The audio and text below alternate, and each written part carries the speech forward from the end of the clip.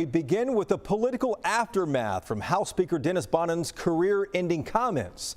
Let's get you caught up on what all is happening here politically. Bonnen is not going to face any criminal charges for that backroom deal. The prosecutor in his hometown of Brazoria County said Bonnen did not violate a law when he offered press credentials to the House floor if conservative activists would run against some moderate Republicans. Still, the prosecutors called Bonnen's behavior, quote, repugnant, among other things.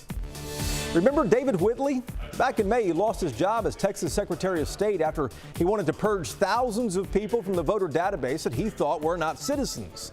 Well, the governor hired Whitley back after that, making more than $200,000 a year. Turns out, though, Whitley quietly left the governor's office a week ago. The governor's office did not say why or where he was going this time.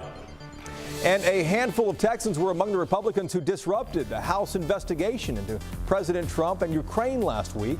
Congressman Ron Wright, Louis Gohmert, Pete Olson among those interrupting a hearing, barging in uninvited.